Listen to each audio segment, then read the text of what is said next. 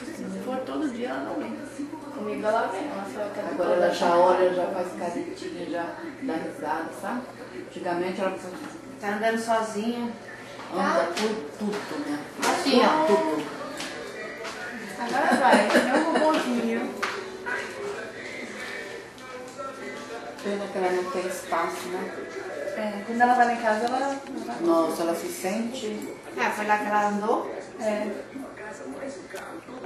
E outra, aquela casa é muito acidentada, assim, a escada, né? Só vim visitar minha filha só pra comer. Né, Duda? Não, que fartura, né? Que bênção. Você veio rica, minha amor. Ninguém veio ver você, só veio comer. Né? Pra começar por aí. Atendimento VIP. Né? Olha, só falta ela pegar aqui e fazer vamos. E os dedinhos quando entra no meio? É, quando vocês falam, ela fica...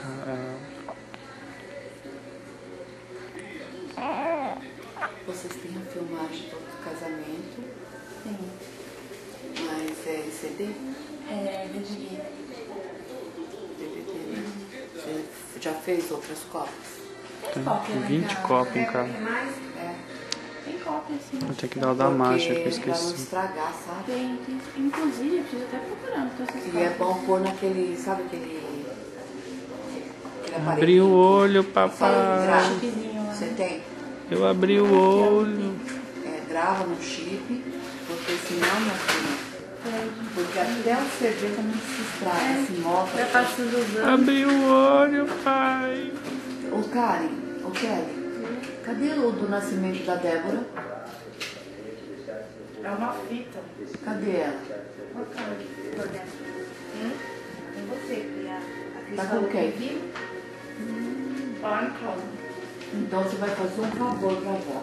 Você vai pedir pro seu pai levar no lugar, no estúdio que faz, passa pro CD. E passa também pelo que ele tem drive, né?